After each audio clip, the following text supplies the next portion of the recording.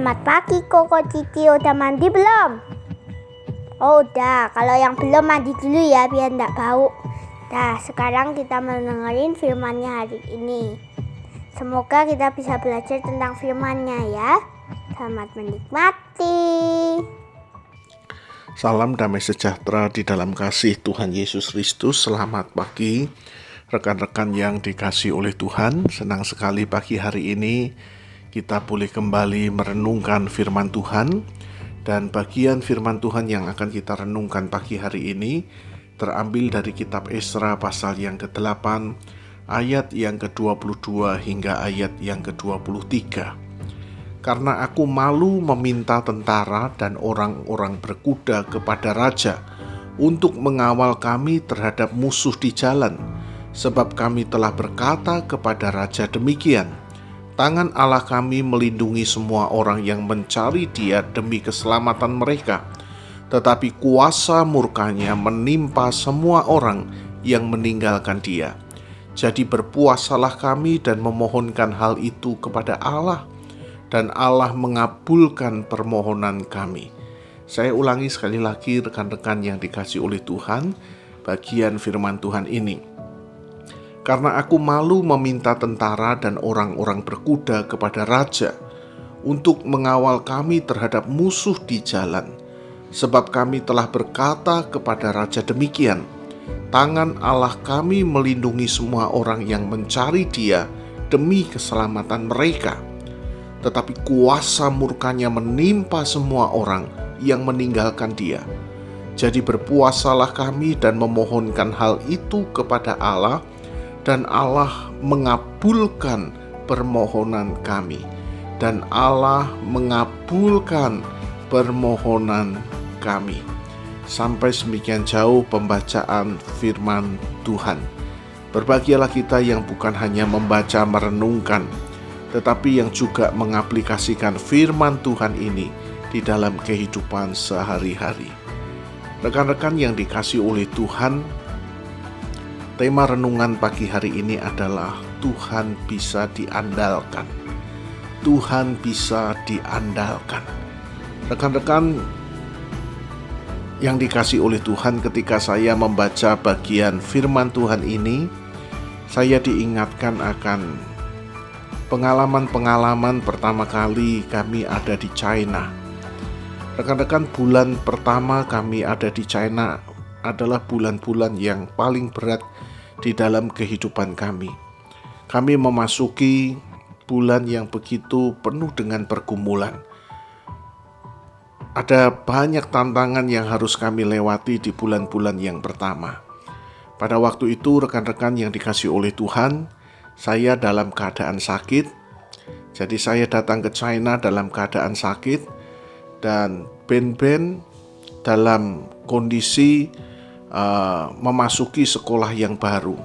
Dan ternyata rekan-rekan di sekolah yang baru, dia tidak menikmati, dan dia hampir tiap malam menangis, dan dia meminta satu hal yang sepertinya sangat mustahil, yaitu dia meminta teman kelasnya ada yang dari Indonesia.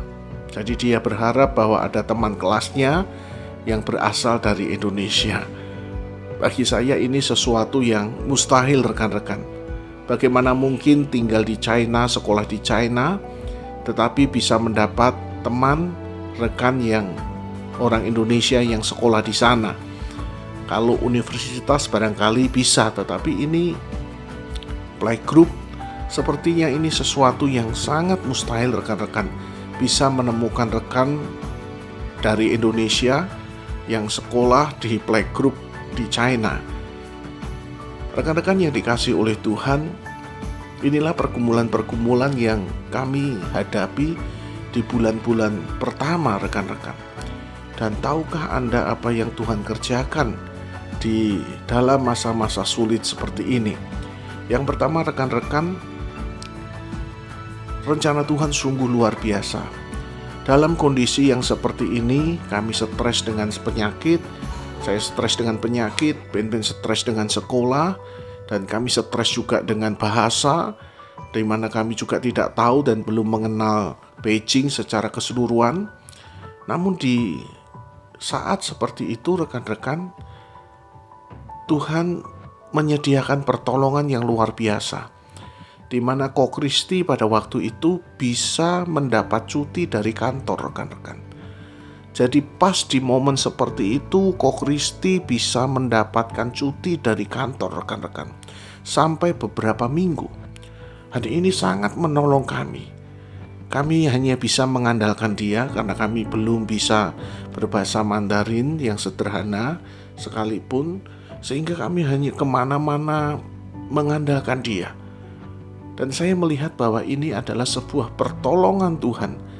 Saya tidak tahu seperti apa jadinya kalau hari itu di saat momen seperti itu Ko Kristi tidak mendapat cuti.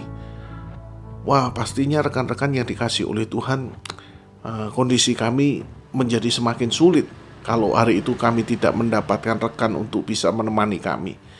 Inilah pertolongan Tuhan yang pertama yang saya saksikan, yang saya boleh diingatkan oleh Tuhan, bahwa dia bisa diandalkan. Yang kedua, rekan-rekan yang dikasih oleh Tuhan, di saat Ben tidak mau sekolah, kami mendengar bahwa ada sekolah lokal di Wangjing, dan di sana kami mendengar bahwa ada satu anak Indonesia ya yang sekolah di sana. Wah, rekan-rekan, berita ini menjadi sebuah penghiburan bagi kami. Itu sebabnya walaupun jauh perjalanan dari rumah kami ke Wangjing kurang lebih sekali jalan sekitar 2 jam, sehingga PP dari pagi dan juga sore total sekitar 4 jam, rekan-rekan. Jadi kalau kami menjemput pagi 2 jam, sore 2 jam, 4 jam kami buang di jalan. Tetapi demi dia sekolah, rekan-rekan, kami jalani semuanya itu. Dan bersyukur rekan-rekan, akhirnya Ben bisa mendapatkan sekolah lokal di Wangjing yang Kristen. Tetapi di sana ada anak Indonesia, satu anak Indonesia namanya Esra. Dan itu menjadi kekuatan bagi Ben untuk menimbulkan keberanian di dalam dirinya, sehingga dia bisa sekolah.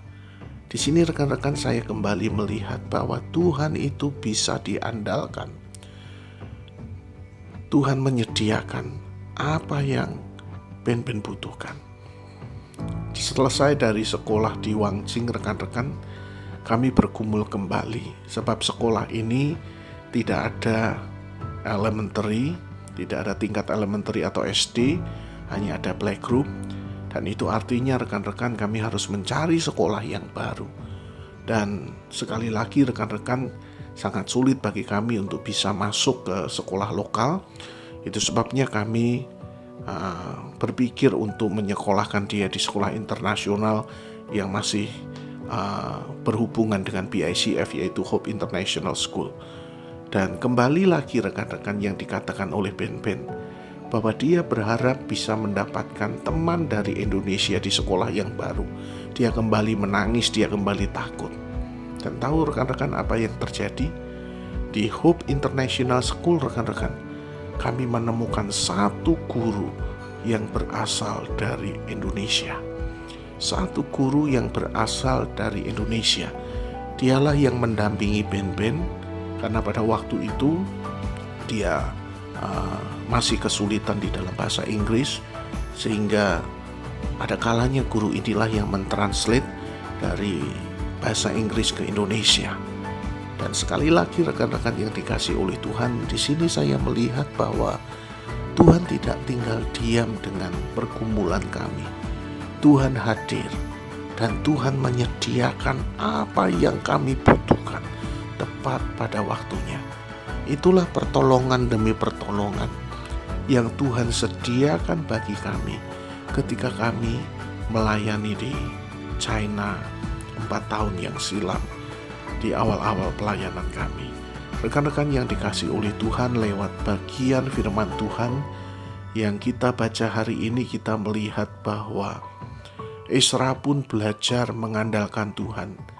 Dalam perjalanan yang begitu jauh dari Babel ke Yerusalem, itu membutuhkan waktu rekan-rekan sekitar 4 bulan. membutuhkan waktu 4 bulan. Kalau kita lihat pasal yang ke-7, kita bisa mendapati bahwa dari Babel menuju ke Yerusalem itu dibutuhkan perjalanan waktu 4 bulan. Wow, betapa lamanya rekan-rekan. Dan pastinya rekan-rekan yang dikasih oleh Tuhan, perjalanan itu adalah perjalanan yang cukup berbahaya. Karena melewati padang gurun, ada kemungkinan dia akan menghadapi tantangan-tantangan dari alam. Dan bukan hanya dari alam, tetapi mereka juga akan menghadapi tantangan-tantangan dari orang-orang jahat, ya. Dan yang luar biasa rekan-rekan dalam perjalanan ini rekan-rekan, saya boleh katakan bahwa Ezra cukup nekat. Dia tidak meminta bantuan dari raja berupa prajurit-prajurit berkuda yang melindungi mereka. Enggak. Ezra tidak memohonkan perlindungan dari pasukan-pasukan raja. Dia berkata bahwa Tuhan yang akan melindungi mereka. Dan apa yang Ezra lakukan rekan-rekan betul-betul terjadi. Bahwa ternyata memang Tuhan bisa diandalkan. Mereka bisa mengadakan perjalanan 4 bulan dari Babel ke Yerusalem dalam keadaan baik. Tuhan betul-betul memprotek mereka, Tuhan betul-betul melindungi mereka. Dan di sini rekan-rekan saya kembali melihat bahwa Tuhan memang bisa diandalkan.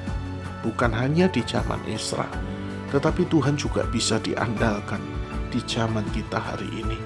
Saya pernah mengalami hal-hal yang sulit, yang berat, dan saya melihat bahwa Tuhan itu beserta, bahwa Tuhan itu tidak pernah meninggalkan. Dan sampai hari ini rekan-rekan, saya juga percaya bahwa Tuhan juga bisa diandalkan. Apapun yang menjadi pergumulan kita hari ini, mari rekan-rekan yang dikasihi oleh Tuhan, jangan andalkan kekuatanmu, jangan andalkan hikmatmu, jangan andalkan kepandaianmu, tetapi biarlah engkau membawa setiap pergumulan yang ada kepada Tuhan. Andalkan Tuhan, supaya Dia bekerja, supaya tangannya boleh terulur untuk menolong kita. Rekan-rekan yang dikasihi oleh Tuhan, Dia masih bisa diandalkan sampai hari ini.